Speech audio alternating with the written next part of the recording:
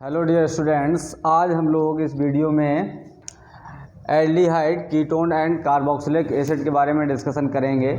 तो ये aldehyde, ketone and carboxylic acid जो होते हैं ये कार्बोनिल कंपाउंड्स होते हैं। तो हम इनमें ये भी कह सकते हैं कि ये कार्बोनिल कंपाउंड हैं। कार्बोनिल कंपाउंड हैं, ये ऐसे कंपाउंड्स होते हैं जिनमें कार्बोनिल ग्रुप प्रेजेंट होता है। कार्बोनिल ग्रुप क्या होता है? जो कार्बन से डबल बॉन्ड में ऑक्सीजन बाइंड होता है और कार्बन की दो वैलेंसी फ्री होती हैं। तो यहाँ पर आपको ये याद रखना है कि ये जो कार्बोनिल ग्रुप है ये एल्डिहाइड्स में भी प्रेजेंट होते हैं, कीटोन में भी प्रेजेंट होते हैं और कार्बोक्सिलिक एसिड में, और यहाँ तक कि जो एसिड के डेरिवेटिव्स होते हैं तो एसिड के डेरिवेटिव्स में भी कार्बोनिल ग्रुप प्रेजेंट होता है। तो हम लोग देख लेते हैं कार्बोनिल ग्रुप में जो इनका बॉन्ड एंगल होता है, तो ये बॉन्ड एंगल अप्रॉक्स होता है 120 डिग्री होता है। अब हम लोग देखते हैं इनकी कुछ रिएक्शंस होती हैं, लेकिन हम उससे पहले हम देख लेते हैं कि एल्डिहाइड्स, कीटोन और कार्बोक्सिलिक एसिड के जो जनरल फार्मूले हैं। तो हम लोग देखेंगे एल्डिहाइड्स में एल्डिहाइड कौन से ग्रुप होते हैं जिनमें CHO ग्रुप प्रेजेंट होता है। तो यहाँ पर आपको ये याद रखना है कि एल्डिहाइड में इस कार्बोनिल ग्रुप की एक वैलेंसी एल्किल ग्रुप से सेटिस्फाई होती है, जबकि दूसरी वैलेंसी जो होती है वो हाइड्रोजन से सेटिस्फाई होती है। तो हम लोग यहाँ पर ऐसे लिखेंगे RC उसके बाद HO, इस टाइप से ये एल्डिहाइड्स है। और जबकि कीटोन क्या होते हैं? कीटोन जो होते हैं, कीटोन ऐसे कंपाउंड्स होते हैं जिनके कार्बोनिल ग्रुप की दोनों वैलेंसियाँ एल्किल ग्रुप से सेटिस्फाई होती हैं। तो यहाँ पर दोनों में RR लग सकते हैं। तो यहाँ पर हम लोग ऐसे कर सकते हैं, यहाँ पर कीटोन की कार्बोनिल ग्रुप की दोनों जो वैलेंसी हैं कार्बन की वो एल्किल ग्रुप से है, लेकिन यहाँ पर R ये सेम भी हो सकते हैं और डिफरेंट भी हो सकते हैं। जैसे हम लोग देख लेते हैं CH3, COCH3, ये एसीटोन है, या इसी को हम डाई मेथिल कीटोन भी कह सकते हैं। इसको हम एसीटोन कहेंगे, एसीटोन, या इसी को हम लोग कहेंगे डाई मेथिल कीटोन भी कह सकते हैं। इसको डाई मेथिल कीटोन भी कहा जा सकता है इसको।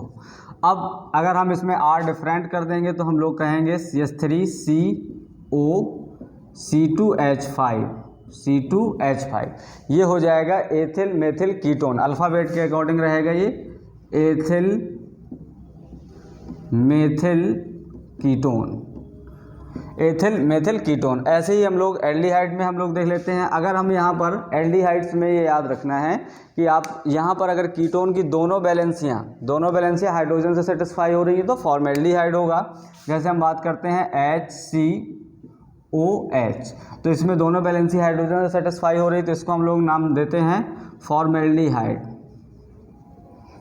फॉर्मेल्डिहाइड। जबकि अगर हम एल्किल ग्रुप से सेटिस्फाई करते हैं वैलेंसी तो यहाँ पर इसका नाम होता है एसिटैल्डिहाइड,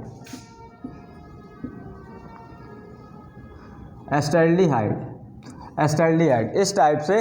अब यहाँ पर ये R जो ग्रुप है वो डिफरेंट हो सकता है, C2H5 हो सकता है, या कोई भी एल्किल ग्रुप यहाँ पर हम लोग ले सकते हैं।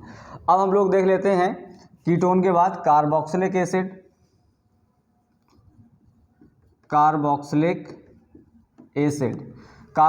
एसिड जो होता है वो इनका जो जनरल फार्मूला होता है वो RCOOH,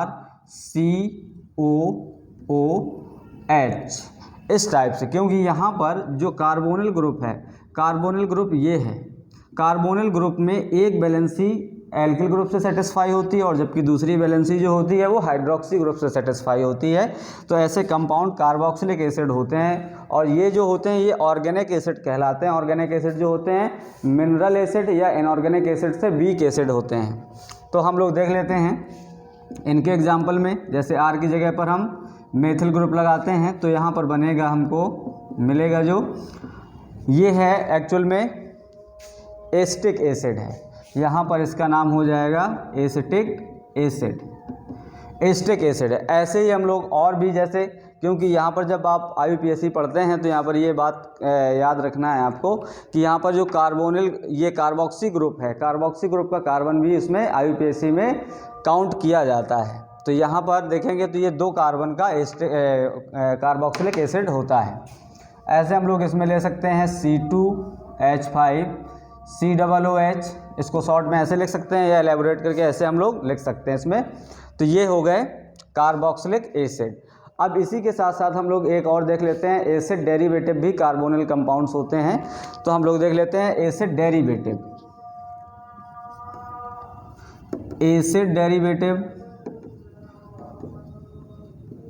एसिड डेरिवेटिव में हम लोग कार्बोक्सिलिक एसिड के डेरिवेटिव्स लेते हैं। कार्बोक्सिलिक एसिड के जो डेरिवेटिव्स होते हैं, क्योंकि जब आप इसमें कार्बोक्सिलिक एसिड की केमिकल रिएक्शंस पढ़ेंगे तो वहाँ पर हम लोग ये देखेंगे कि कार्बोक्सिलिक एसिड जो रिएक्शंस देते हैं वो H आयन की देते हैं, आयनाइज होकर ये हाइड्रोजन भी रिएक्शन देता है, OH ग्रुप भी रिएक्शंस देता है, और कुछ रिएक्शंस कार्बोक्सिलिक एसिड की वो रिएक्शंस होती हैं जो कार्बोनिल ग्रुप की होती हैं। तो हम लोग जनरली जो रिएक्शंस देखते हैं वो OH ग्रुप के रिप्लेसमेंट की होती हैं। तो हम लोग इनमें जो देखते हैं एसिड डेरिवेटिव में वो RCOX भी हो सकता है, RCONH भी हो सकता है, NH2 हो सकता है। तो ये सभी एसिड के डेरिवेटिव्स होते हैं, ये हैं। तो ये कहलाते हैं एसिड हैलाइड और ये कहलाते हैं एसिड एमाइड। ये बात आपको याद रखना है, ये कहलाते हैं एसिड हैलाइड और ये कहलाते हैं एसिड एमाइड। एसिड एमाइड कहलाते हैं। तो इस टाइप से हम लोगों को इस चैप्टर में इन सब के बारे में हम लोगों को डिस्कशन करना है। एल्डिहाइड्स हैं, कीटोन्स हैं और कार्बोक्सिलिक एसिड हैं, और कार्बोक्सिलिक एसिड के बाद हम लोगों को एसिड डेरिवेटिव्स पे बात करनी है। तो इसको नोट कर लें, फिर हम लोग डिस्कशन करते हैं आगे। अब हम लोग देखते हैं कि इसी में एल्डिहाइड्स में हम लोग एरोमेटिक में भी देख लेते हैं। तो बेंजीन के जो डेरिवेटिव्स होते हैं, तो एरोमेटिक डेरिवेटिव्स कह सकते हैं या डेरिवेटिव्स ऑफ बेंजीन जो होते हैं इनको हम लोग बेंजल्डिहाइड कह सकते हैं, है ना। तो यहाँ पर ये आपको याद रखना है, अगर बेंजीन में CHO ग्रुप लगा है तो ये बेंजल्डिहाइड्स कहलाता है, बेंजल्डिहाइड कहलाएगा। इसी टाइप से बेंजीन के और भी डेरिवेटिव्स हो सकते हैं। तो हम लोग एक्चुअल में इसमें एल्डिहाइड, कीटोन और कार्बोक्सिलिक एसिड के बारे में, अब इसके बाद हम लोग इसमें बेंजल्डिहाइड्स भी डिस्कशन करेंगे। अब हम लोग देख लेते हैं कि इनके जो IUPAC नॉमेनक्लेचर होता है, IUPAC nomenclature as it is वैसे ही होता है जैसा हम लोग IUPAC सेपरेट पढ़ चुके हैं।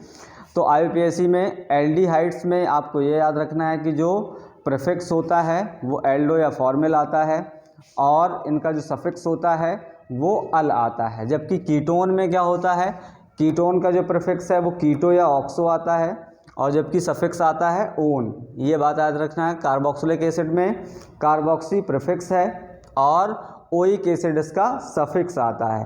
तो एज इट इज़ वैसे ही रूल होते हैं जो IUPAC में है, तो वो IUPAC हम लोग वहाँ से देख लेंगे। अब हम लोग आ जाते हैं preparation method of aldehyde and ketone. Actual में हम लोग एल्डिहाइड, कीटोन और कार्बोक्सिलिक एसिड को सेपरेट पढ़ लेते हैं। तो सबसे पहले हम लोग देख लेते हैं preparation of aldehyde and ketone.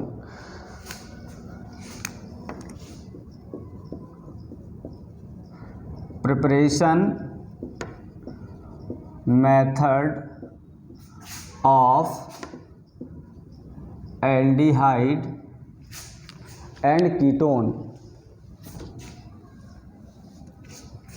Aldehyde and ketones हैं। अब एल्डिहाइड और कीटोन्स के जो प्रिपरेशन मेथड हैं वो हम लोग देखेंगे कि प्रिपरेशन मेथड में एल्डिहाइड और कीटोन के लिए, तो हम लोग देख लेते हैं प्रिपरेशन में। तो सबसे पहला जो हम इसका प्रिपरेशन कर सकते हैं वो ऑक्सीडेशन ऑफ एल्कोहल है ना। तो एल्डिहाइड एंड कीटोन में हम लोग देखेंगे ऑक्सीडेशन ऑफ एल्कोहल। एल्कोहल में ये आपको याद रखना है कि एल्कोहल 1 डिग्री एल्कोहल और 2 डिग्री एल्कोहल का ऑक्सीडेशन होता है। 3rd डिग्री एल्कोहल का जो ऑक्सीडेशन है वो थोड़ा सा डिफ़िकल्ट होता है। इसलिए हम लोग ये देखते हैं कि जो 1st डिग्री एल्कोहल है या 1 डिग्री अल्कोहल है उसका ऑक्सीडेशन करने पे हम लोगों को एल्डिहाइड्स मिलते हैं, जबकि 2nd डिग्री अल्कोहल का ऑक्सीडेशन करने पर हम लोगों को कीटोन्स मिलते हैं। जबकि 3rd डिग्री में ऑक्सीडेशन नॉर्मल कंडीशंस में नहीं होता है, और अगर होता भी है, अगर हम उनको ड्रास्टिक कंडीशन में या स्ट्रॉन्ग कंडीशन में ऑक्सीडाइज करते हैं तो कीटोन और कार्बन डाइऑक्साइड में ऑक्सीडाइज हो जाते हैं। तो हम लोग पहले देखेंगे ऑक्सीडेशन ऑफ एल्कोहल। ये बात आपको हम लोग यहाँ लिख दे रहे हैं कि जो 1 डिग्री अल्कोहल होगा वो कन्वर्ट होगा एल्डिहाइड में, और जबकि जो 2nd डिग्री अल्कोहल होगा वो कन्वर्ट हो जाता है कीटोन में कन्वर्ट हो जाता है। अब हम लोग इनकी रिएक्शंस देख लेते हैं। इसमें ऑक्सीडेशन के लिए ऑक्सीडाइजिंग एजेंट्स यूज करने पड़ते हैं। तो ऑक्सीडाइजिंग एजेंट्स क्या हैं? जैसे KMnO4 है, K2Cr2O7 है, और लेकिन यहाँ पर ये एल्कोहल का ऑक्सीडेशन स्ट्रॉन्ग ऑक्सीडेशन एजेंट होते हैं KMnO4 और K2Cr2O7, तो इनका हम लोग उपयोग करते हैं तो हम लोगों को कार्बोक्सिलिक एसिड मिल जाता है। बनता तो उसमें एल्डिहाइड कीटोन भी है, लेकिन वो ऑक्सीडाइज होकर हमें कार्बोक्सिलिक एसिड दे देता है। इसलिए हम लोग यहाँ पर क्रोमियम के ऑक्साइड यूज करते हैं। क्यों? क्योंकि जैसे उसमें हम लोग जब हमने अल्कोहल पढ़ा था तो हम लोग उसमें देख रहे थे PDC और PCC यूज करते थे जब एल्डिहाइड तक ऑक्सीडेशन होता था, प्रीडिनियम क्लोरोक्रोमेट और प्रीडिनियम डाइक्रोमेट। तो अल्कोहल है, अल्कोहल में हम लोग अगर देखते हैं CH2OH है। अब अगर हम इसका ऑक्सीडेशन करते हैं तो ये 1 डिग्री अल्कोहल है, 1 डिग्री अल्कोहल में CrO3 क्रोमियम के ऑक्साइड से अगर हम इसका ऑक्सीडेशन कराते हैं तो ये कन्वर्ट हो जाता है RCHO में। RCHO में कन्वर्ट होकर ये ऑक्सीडाइज हो जाता है और हम लोगों को मिल जाता है एल्डिहाइड।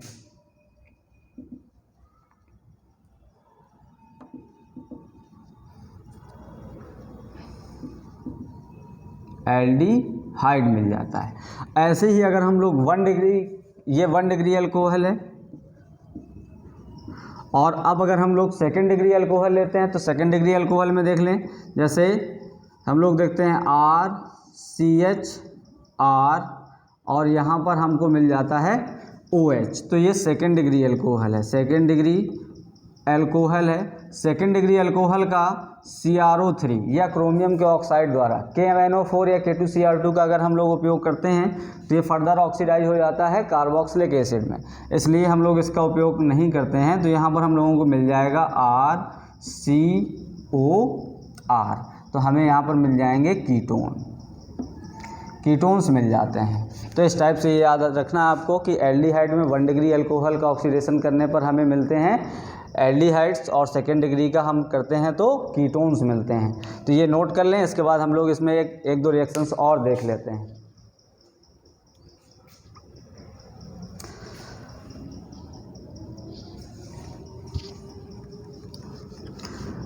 अब हम लोग देखते हैं जैसे ऑक्सीडेशन में हम लोग एथिल अल्कोहल का ऑक्सीडेशन करते हैं।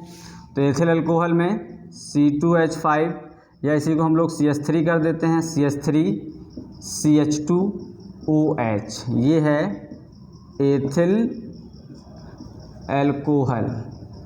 एथिल अल्कोहल का CrO3 द्वारा हम ऑक्सीडेशन करते हैं, तो ऑक्सीडेशन करने पर हम लोगों को मिल जाता है CH3CHO, क्योंकि अब यहाँ पर ये हाइड्रोजन रिमूव हो जाएंगे तो यहाँ पर ये ऑक्सीडाइज हो जाता है। क्योंकि हम लोगों ने ऑक्सीडेशन के जो क्राइटेरिया हैं वो हम लोगों ने पढ़ रखे हैं कि या तो ऑक्सीजन का एडिशन होगा या तो हाइड्रोजन रिमूव हो जाएगा।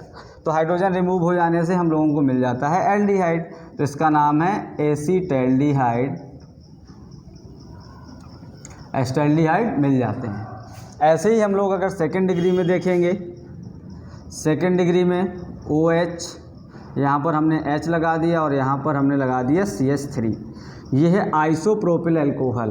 2nd डिग्री अल्कोहल है, इसी का नाम हो जाएगा आइसोप्रोपिल अल्कोहल। इसी को हम लोग 2nd डिग्री अल्कोहल भी कहते हैं। अब इसका अगर हम क्रोमियम के ऑक्साइड द्वारा CrO3 द्वारा हम ऑक्सीडाइज करते हैं तो हम लोगों को मिल जाता है CH3COCH3, मतलब ये हमें एसीटोन मिलता है, एसीटोन मिल जाता है। तो इस टाइप से हम लोग अल्कोहल के ऑक्सीडेशन से हम लोग देख सकते हैं कि एल्डिहाइड और कीटोन का प्रिपरेशन किया जा सकता है। अब हम लोग देखेंगे इसका नेक्स्ट प्रिपरेशन मेथड, तब तक इसको नोट करें, फिर हम देखते हैं सेकंड मेथड। तो अब हम लोग देख लेते हैं जो सेकंड मेथड होगा एल्डिहाइड और कीटोन के प्रिपरेशन का। सेकंड मेथड है हम लोगों का, सेकंड मेथड जो है वो है डिहाइड्रेशन या डिहाइड्रोजनेशन कहते हैं। डिहाइड्रोजनेशन क्या है? रिमूवल ऑफ H2 है। डिहाइड्रोजनेशन क्या है? इसके पहले हम लोग टर्म डिस्कस कर चुके हैं। डिहाइड्रोजनेशन का मतलब रिमूवल ऑफ हाइड्रोजन है, डिहाइड्रेशन का मतलब रिमूवल ऑफ वाटर है, डिहेलोजनेशन का मतलब रिमूवल ऑफ हेलोजन है, डिहाइड्रोहेलोजनेशन का मतलब है कि यहाँ पर HX रिमूव हो रहा है। तो हम लोग बात कर रहे हैं डिहाइड्रोजनेशन का। तो डिहाइड्रोजनेशन क्या है? रिमूवल ऑफ H2 है। तो सेकंड मेथड हम लोग डिस्कस करने जा रहे हैं by dehydrogenation of alcohol. Dehydrogenation of alcohol में हम लोग अल्कोहल से हाइड्रोजन को रिमूव कर लेते हैं, तो हमें 1 डिग्री अल्कोहल, इसमें भी सेम कंडीशन होगी, 1 डिग्री अल्कोहल हमें कन्वर्ट हो जाएगा एल्डिहाइड में, और जबकि जो सेकेंड डिग्री अल्कोहल होगा वो कन्वर्ट हो जाएगा कीटोन में। ये हमें याद रखना है, ये आपको वैसे ऑक्सीडेशन में भी ये काम आने वाला है और डिहाइड्रोजनेशन में भी काम आने वाला है। तो हम लोग अब इसमें डिस्कस करेंगे। जैसे हम लोग जो ये अल्कोहल्स होते हैं, अल्कोहल वेपर को हैवी मेटल में पास कराया जाता है। इसका टेम्परेचर अप्रॉक्स 300 डिग्री रहना चाहिए, और या केल्विन में रखना है तो 573 रहना चाहिए। तो हम लोग देख लेते हैं अल्कोहल की जो वेपर है RCH2OH है, ये वेपर फेज में। अब इसमें कैटलिस्ट में कॉपर भी हो सकता है क्योंकि हैवी मेटल्स में है, तो कॉपर हो या इसमें सिल्वर हो। इसमें जो टेम्परेचर रहना चाहिए वो 300 डिग्री सेंटीग्रेड या 573 केल्विन, ये टेम्परेचर रहना चाहिए। इस टेम्परेचर में अगर हम अल्कोहल की वाष्प को हैवी मेटल में पास करते हैं तो यहाँ से हाइड्रोजन रिमूव हो जाता है। जैसे ये एक हाइड्रोजन ये रिमूव हो जाएगा, दूसरा हाइड्रोजन यहाँ से रिमूव हो जाएगा। तो अब यहाँ से जो हाइड्रोजन रिमूव होंगे वो फिर हम लोगों को दे देते हैं एल्डिहाइड प्लस H2 गैस यहाँ पर रिमूव हो जाती है। ये बात आपको याद रखना है। तो यहाँ पर हम लोगों को लिया था हम लोगों ने अल्कोहल। अब वेपर फेज में है, वेपर फेज का मतलब यहाँ पर 300 डिग्री टेम्परेचर रहेगा, तो अल्कोहल वेपर फेज में ही रहेगा। तो यहाँ पर हम लोगों को मिल जाता है एल्डिहाइड्स मिल जाते हैं। और हम लोग देख लेते हैं इसकी एक रिएक्शंस देख लेते हैं। जैसे हमने कहा है CH3 CH2OH, और हम लोगों ने कॉपर लिया है 300 डिग्री सेंटीग्रेड हमने लिया है। तो हम लोगों को, या हमने 570 केल्विन में ले लें या डिग्री सेंटीग्रेड में ले लेंगे, तो हम लोगों को मिल जाता है CH3CHO प्लस H2। तो ये मिल जाता हमें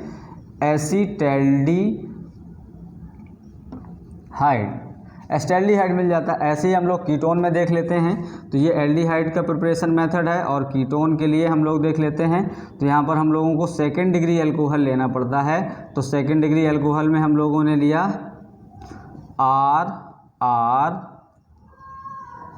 RCHOH की हमने रिएक्शंस करा दी है। कॉपर 300 डिग्री सेंटीग्रेड पर, या सिल्वर ले सकते हैं, तो हम लोगों को मिल जाता है यहाँ पर RCOR प्लस H2। तो यहाँ पर हम लोगों को कीटोन मिल जाते हैं और मिल जाती है हाइड्रोजन गैस। तो हम लोग यहाँ लिखेंगे कि ये है कीटोन और हाइड्रोजन गैस। ये क्या है? सेकेंड डिग्री अल्कोहल है। अब इसी से हम रिलेटेड एक देख लेते हैं। जैसे हम लोगों ने लिया है CH3CHOH CH3, ये है आइसोप्रोपिल अल्कोहल। आइसोप्रोपिल अल्कोहल की हम रिएक्शंस करा देते हैं कॉपर से 300 डिग्री सेंटीग्रेड, या केल्विन में लेना है तो टेम्परेचर वही 573, और यहाँ पर हम लोगों को मिल जाएगा एसीटोन प्लस H2 गैस मिल जाएगी। तो ये हमें मिल जाता है एसीटोन। इस टाइप से हमें सेकेंड डिग्री अल्कोहल से मिल जाते हैं कीटोन, और 1 डिग्री अल्कोहल से हम लोगों को मिलते हैं एल्डिहाइड्स। तो इस टाइप से हम लोग एल्डिहाइड और कीटोन का प्रिपरेशन कर सकते हैं। इन सभी रिएक्शंस का जो यूज है वो व्हाट हैपन व्हेन या हाउ डू वी कन्वर्ट, तो ये सब चीज़ों में इनका यूज होता रहता है। तो इसको नोट कर लेंगे, फिर हम लोग देखते हैं इसके next preparation method.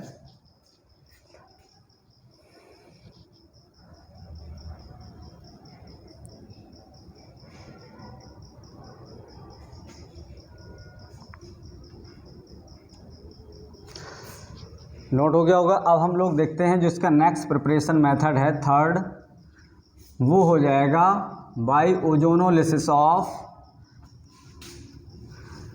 Unsaturated compound. By ozonolysis of unsaturated compound. Third method जो है by ozonolysis of unsaturated compound. Unsaturated compounds में एल्कीन और एल्काइन आते हैं। तो एल्कीन और एल्काइन में हम लोग ये देखते हैं कि एल्कीन और एल्काइन में जब भी हम ओजोन की रिएक्शंस कराते हैं जिंक की प्रेजेंस में, तो जब भी ओजोन रिएक्ट करता है तो ओजोनाइड बनते हैं, और ओजोनाइड जो होते हैं वो नेचर में अनस्टेबल होते हैं। तो जिंक की प्रेजेंस में ओजोनाइड ब्रेक होकर एल्डिहाइड्स देते हैं। लेकिन अगर एल्काइंस की हम ओजोनोलिसिस कराते हैं तो हम लोगों को उसमें जो सिग्मा बॉन्ड होता है वो ब्रेक नहीं होता है, जबकि एल्कीन में हम लोग देख लेते हैं इसमें रिएक्शंस। जैसे हम लोगों ने कहा है कि हमें एल्डिहाइड्स प्रिपरेशन के लिए, तो हम लोगों ने लिया है CH डबल बॉन्ड CH, ये हमने मान लिया कि ये एल्कीन है। जब भी हम इसकी रिएक्शंस कराते हैं तो हम लोग इसमें ओजोन लेते हैं, ओजोन की रिएक्शंस होगी तो इसके जो पाई बॉन्ड होंगे, पाई बॉन्ड में ऑक्सीजन इंसर्ट हो जाता है। तो हम लोग देखेंगे इस टाइप से, ये हाइड्रोजन और हाइड्रोजन। अब इसका एक जो पाई बॉन्ड ब्रेक होगा, ये पाई बॉन्ड में ये ऑक्सीजन ऐड हो जाएगा। दूसरा जो पाई बॉन्ड ब्रेक होगा वो ऑक्सीजन यहाँ पर, ये वाले ऑक्सीजन इंसर्ट होते हैं और ये वाला ऑक्सीजन बॉन्ड फॉर्मेशन हो जाता है।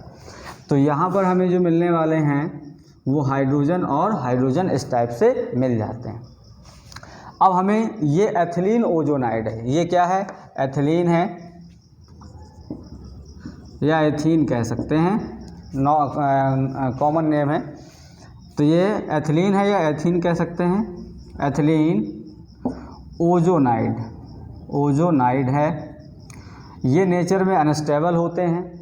जब भी हम इनकी रिएक्शंस कराते हैं जिंक और वाटर से, तो ये ऑक्सीडेटिव ओजोनोलिसिस है। तो हम लोग इसमें जब ये ब्रेक होते हैं तो इस टाइप से ब्रेक हो जाते हैं, इस टाइप से ब्रेक होंगे। तो ये जो ऑक्सीजन होगा ये हाइड्रोजन वाटर एक्सेप्ट कर लेता है और जिंक की प्रेजेंस में ये H2O2 में कन्वर्ट हो जाता है। जबकि यहाँ पर HCHO के 2 मॉलिक्यूल हमें मिल जाते हैं, मतलब फॉर्मेल्डिहाइड के हमें 2 मॉलिक्यूल मिलेंगे। तो 2 मोल्स ऑफ HCHO, एक बार फिर से देख लें, HCHO एक मॉलिक्यूल, दूसरा मॉलिक्यूल हमें यहाँ से मिल जाएगा। ये रिएक्शंस बोर्ड के पॉइंट ऑफ व्यू से काफ़ी इंपॉर्टेंट है, कन्वर्जन में बहुत ज़्यादा रिएक्शंस ये आती रहती हैं। प्लस ये जो ऑक्सीजन होगा ये वाटर ले जाता है, H2O2 में कन्वर्ट हो जाता है। तो हम लोगों को जो मेन प्रोडक्ट है वो मिल जाता है फॉर्मेल्डिहाइड मिल जाता है। क्लियर? फॉर्मेल्डिहाइड मिलता है। तो ऐसे ही हम लोग देख लेते हैं कि अगर हम कोई रिएक्शंस ऐसे मान लेते हैं, जैसे हम लोगों ने मानते हैं कि CH3 C double bond CH, यहाँ पर एक हाइड्रोजन लगा दो, और यहाँ पर CH, और यहाँ पर हमने कह दिया CH3, या इसी को हम लोगों ने इस टाइप से हम मान लें, CH2 हमने मान लिया। अब CH2 में अगर हम लोगों ने पहले ओजोनोलिसिस करा दी ओजोनोलिसिस में फर्स्ट रिएक्टेंट ले लिया कैटलिस्ट, और दूसरे में जिंक और वाटर ले लिया। तो अब हम लोगों ने दोनों रिएजेंट्स एक साथ ले लिए हैं, तो हम लोगों को जो मिलने वाला ओजोनाइड है वो मिलेगा CH3। यहाँ पर इनके अनसैचुरेशन में जो ये ओजोन का अटैक होता है तो हम लोगों को ये मिलेगा carbon, hydrogen, oxygen, carbon, oxygen, oxygen यहाँ इंसर्ट हो जाएगा, और यहाँ पर हम लोगों को मिल जाएंगे H और H, ये मिल जाएंगे हमें ओजोनाइड। और जब इसमें जिंक और वाटर का अटैक होगा तो ये ब्रेक हो जाते हैं इस टाइप से, तो हम लोगों को मिल जाएगा CH3, CHO, फिर HCHO। तो यहाँ पर हमें दो डिफरेंट एल्डिहाइड्स मिलते हैं, ये बात याद रखना है। सिमेट्रिकल एल्कीन में हमें सेम टाइप के एल्डिहाइड्स मिलते हैं, जबकि अनसिमेट्रिक एल्कीन में हम लोगों को टू डिफरेंट एल्डिहाइड्स मिलते हैं। तो ये बात आपको याद रखनी है। तो इसके देखें जो प्रोडक्ट बनने वाले हैं वो मिलने वाला है CH3, CHO, CH3, CHO, और यहाँ पर मिलने वाला है HCHO प्लस HCHO। तो यहाँ पर हमें फॉर्मेल्डिहाइड भी मिल गया है और एस्टेल्डिहाइड मिल गया है, प्लस ये जो ऑक्सीजन है वो वाटर को हाइड्रोजन परऑक्साइड में ऑक्सीडाइज कर देगा। तो हम लोग यहाँ लिख लेते हैं H2O2। तो ये है एसिटैल्डिहाइड, एस्टेल्डिहाइड, और ये है फॉर्मेल्डिहाइड।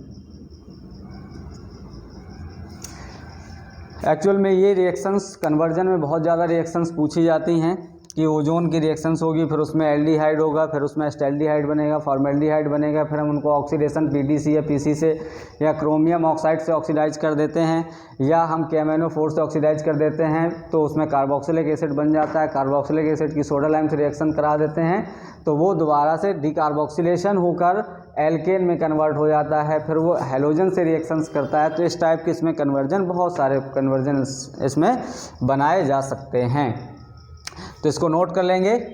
फिर अब जो इसकी नेक्स्ट प्रिपरेशन मेथड है वो हम लोग इसके नेक्स्ट वीडियो में डिस्कस करते हैं, या इसी में हम लोग एक रिएक्शंस और देख लेते हैं, फिर इसको हम देखते हैं। नोट कर लें इसको।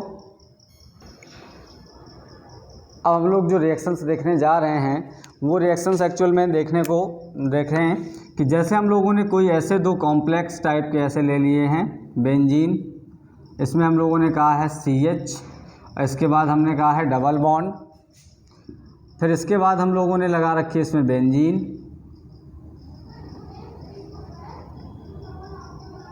इस टाइप से। अब इसमें अगर हम इसका ऑक्सीडेशन कराते हैं तो ऑक्सीडेशन में एक्चुअल में इसमें ये, अब हम लोग देखते हैं कि अगर हम इसका ऑक्सीडेशन कराते हैं किससे, या हम ओजोनोलिसिस कराते हैं। फर्स्ट में हमने ओजोन और सेकंड में हमने लिया है जिंक प्लस वाटर। तो हम सबसे पहले इसका ओजोनाइड बना लें। ये एक्चुअल में बेंजीन नहीं है, साइक्लोहेक्सेन है। क्यों? क्योंकि यहाँ पर अगर हम लोग बेंजीन लगा देंगे तो यहाँ पर वैलेंसी डिस्टर्ब हो जाएगी। तो हम लोग देखते हैं कि जो हमें मिलने वाला प्रोडक्ट इसमें क्या बनेगा। इसमें हम सबसे पहले बेंजीन हैं, फिर इसके बाद CH के बाद यहाँ पर जो ऑक्सीजन इंसर्ट होगा इस टाइप से, यहाँ पर हम लोगों को ये इस टाइप से ऑक्सीजन मिलने वाला है। यहाँ पर हमने कार्बन ले लिया, या इसी को हम लोगों ने बेंजीन से या साइक्लोहेक्सेन से जोड़ रखा है। यहाँ पर हम लोगों ने इसको साइक्लोहेक्सेन से जोड़ रखा है, ये साइक्लोहेक्सेन है। अब जब भी इसकी जिंक और वाटर की प्रेजेंस में ये ओजोनाइड ब्रेक होगा तो ये ब्रेक होने पे इस टाइप से ब्रेक हो जाएगा। तो हम लोगों को मिल जाएगा C6H5 बेंजीन में CHO, ये तो ये बेंजल्डिहाइड मिलेगा, और यहाँ पर मिल जाएगा साइक्लोहेक्सेनोन। तो यहाँ पर हमें दो प्रोडक्ट मिलने वाले हैं। यहाँ पर CHO प्लस यहाँ पर ये ऑक्सीजन, जब ये बॉन्ड ब्रेक होगा तो ये यहाँ से ऑक्सीजन अटैच्ड हो जाएगा, तो इसका नाम हो जाएगा साइक्लोहेक्सेनोन। ये हमें दो प्रोडक्ट मिलेंगे, इसका नाम है बेंजल्डिहाइड और ये है साइक्लोहेक्सेनोन। साइक्लोहेक्सेनोन मतलब हमें कीटोन्स भी इसमें मिल सकते हैं। अब हम लोग जिसकी नेक्स्ट प्रिपरेशन मेथड होगी वो हम लोग नेक्स्ट वीडियो में देखते हैं।